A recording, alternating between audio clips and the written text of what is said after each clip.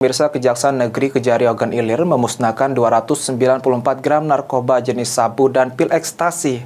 Barang bukti tindak pidana yang telah berkekuatan hukum tetap. Barang bukti sabu ini dilarutkan dengan cairan pembersih lantai lalu dibuang ke saluran air.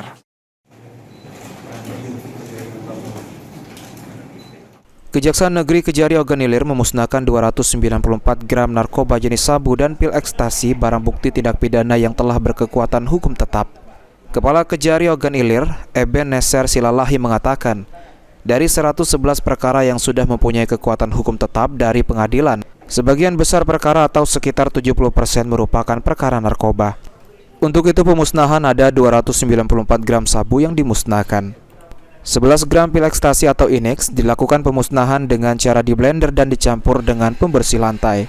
34 buah senjata tajam, 11 butir amunisi dengan cara dipotong dengan alat pemotong besi, dan 9 unit HP Android dimusnahkan dengan cara dihancurkan dengan pemukul. Pemusnahan ini merupakan salah satu cara untuk membuktikan dengan masyarakat bahwa barang bukti yang tersisa di Kejaksaan Negeri Ogan Ilir akan dilakukan pemusnahan dengan perkara dijalankan sampai akhir.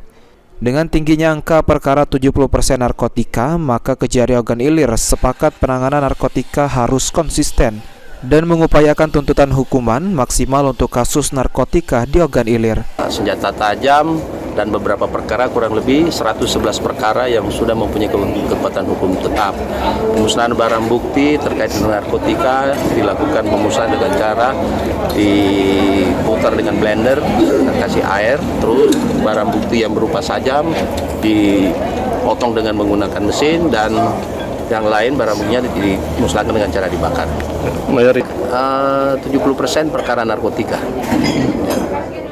Ahmad Romawi, PAL TV.